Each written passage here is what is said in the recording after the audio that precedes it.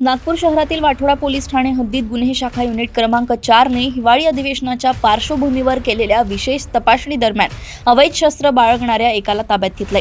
गुरुवार दिनांक 4 डिसेंबर 2025 रोजी सायंकाळी साधारण 7:45 वाजताच्या सुमारास तिगाव पांढुर्णा जबलपूर हायवेवरील हॉटेल मोहन समोर ही कारवाई करण्यात आली आहे। पोलिसांनी मिळालेल्या गोपनीय माहितीच्या आधारे आरोपी शिलवंत भगवान सोनटक्के याला थांबवून त्याची तपासणी केली।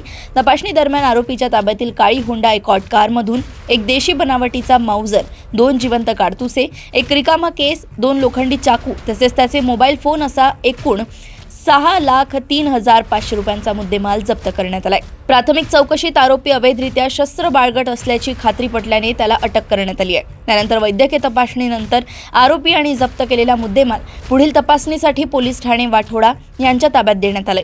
या कारवाईमुळे हिवाळी अधिवेशनादरम्यान अनिष्ट घटना घडू नये यासाठी पोलिसांनी घेतलेली दक्षता स्पष्ट दिसून येत आहे। नागपूर गुन्हे शाखा युनिट क्रमांक 4 च्या सुयोग्य नियोजनामुळे आणखी एक गंभीर गुन्हा रोखण्यात पोलिसांना यश आलंय।